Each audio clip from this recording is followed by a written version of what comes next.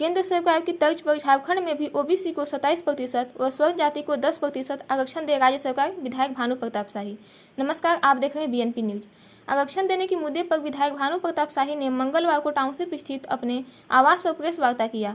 Press वार्ता के दौरान विधायक भानु प्रताप शाही ने कहा कि ओबीसी को 27 एवं स्वर्ण को 10% आरक्षण की मांग को लेकर कांग्रेस पूरे प्रदेश में घड़ियाली आंसू बहाते हुए गवर्नर हाउस पर धरना प्रदर्शन कर रही है, जबकि जेएएम और कांग्रेस ने चुनावी घोषणा पत्र में कहा था कि प्रदेश में सरकार बनती है तो ओबीसी को 27% आरक्षण देंगे, लेकिन सरकार बनने के 20 माह बाद भी आरक्षण लागू करने में कोई पहल नहीं किया गया है। उन्होंने कहा कि देश के यशस्वी प्रधानमंत्री नरेंद्र मोदी ने केंद्र में पिछड़ों को 27 एवं स्वर्ण को 10% आरक्षण देकर ऐतिहासिक कार्य किया है। इसके अलावा पीएम मोदी ने मेडिकल कॉलेज में भी ओबीसी वर्ग के लिए आरक्षण की व्यवस्था किया है। आज़ादी से लेकर आज तक ओबीसी आयोग का संवैधानिक मान्यता नहीं किसी पार्टी ने दिया था, लेकिन पीएम मोदी ने सभी अड़चनों को दूर करते हुए ओबीसी आयोग की संवैधानिक मान्यता दिया। कहा कि पूर्ववर्ती कांग्रेस सरकार में ओबीसी की जनगणना के लिए कमेटी बनाई थी, लेकिन वर्तमान हेमंत सरकार ने उस पर रोक लगा दिया है।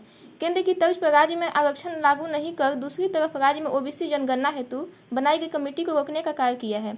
उन्होंने कहा कि कांग्रेस धरना प्रदर्शन के नाम पर जनता को गुमराह कर राजनीतिक नौटंकी कर रही है। प्रदेश की जनता जानना चाहती है कांग्रेस आरक्षण दिए जाने के नाम पर राज्य में किसके खिलाफ धरना प्रदर्शन कर रही है। कांग्रेस ओबीसी विरोधी है, वह कभी भी ओबीसी वर्ग का भला नहीं चाहती है। झारखंड के 3.5 करोड़ जनता कांग्रेस के चरित्र और नौटंकी को अब भली भांति पहचान गई है। इस मौके पर जिला महामंत्री विकास स्वदेशी, उमेंद्र यादव, जिला कार्य समिति सदस्य अनिल चौबे, ओम प्रकाश गुप्ता, भगत दयानंद यादव, प्रताप जायसवाल, लक्ष्मण राम आदि उपस्थित थे। पूरा हो, लेकिन अभी तक इस दिशा में कोई भी कदम इस सरकार ने बढ़ाने का काम नहीं किया, जबकि आदरणीय यशस्वी प्रधानमंत्री नरेंद्र भाई मोदी जी ने मार्ग प्रशस्त कर दिया और केंद्र में 27% पिछड़ों को आरक्षण देने का काम कर दिया।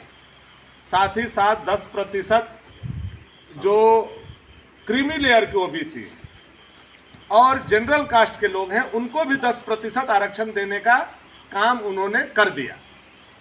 आपको यह भी जानकारी हम देना चाहते हैं कि मेडिकल कॉलेज में भी पिछड़ी जाति के लिए आरक्षण की व्यवस्था पहले नहीं थी, लेकिन यशस्वी प्रधानमंत्री नरेंद्र भाई मोदी जी ने उसके लिए भी आरक्षण की व्यवस्था पिछड़ी जाति के लिए मेडिकल कॉलेज में मेडिकल के एडमिशन के लिए भी करने का काम किया।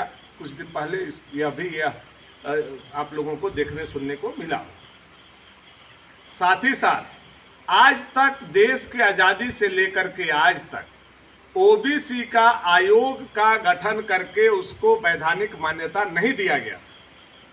यह वैधानिक मान्यता अगर किसी ने दिया तो विश्व के सबसे प्रख्यात नेता यशस्वी प्रधानमंत्री नरेंद्र भाई मोदी जी ने देने का काम किया और ओबीसी को आयोग का गठन संवैधानिक मान्यता बनाने का काम किया, संवैधानिक मान्यता देने का काम।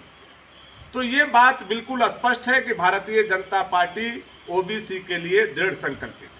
अब झारखंड के परिप्रेक्ष्य में हम लोग आते हैं और अपनी बातों को कहना चाहेंगे कि जब पूर्ववर्ती सरकार रघुवर दास जी की थी तो ओबीसी के जनगणना के लिए एक कमेटी बनाई गई, जो कि यह सरकार आने के बाद उसको रोक दिया। अब उल्टा ये ढकोसला ये कर रहे हैं गवर्नर हाउस के सामने आज धरना दे करके कि हम चाहते हैं कि 27% आरक्षण दिया जाए।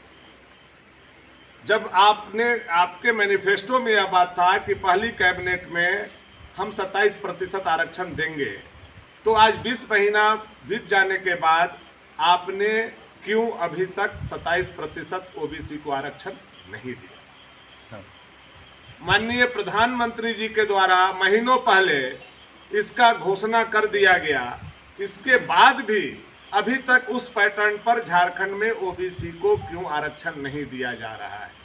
तीसरी बात, जो रघुवर दास जी के समय में भाजपा के समय में जो ओबीसी के जनगणना के लिए कमेटी बनाई गई थी, ओबीसी के संख्या के लिए जो कमेटी बनाई गई थी, उसको क्यों आपने रोकने का काम किया? और सबसे हास्यास्पद बात कि ये तमाम चीज होने के बाद जब सरकार आपकी है, व्यवस्था आपका है, तो धारणा आप किस पर और किसके खिलाफ दे रहे हैं, यह झारखंड प्रदेश की जनता जो है जानना चाहती है। आज आप पार्टनरशिप 50%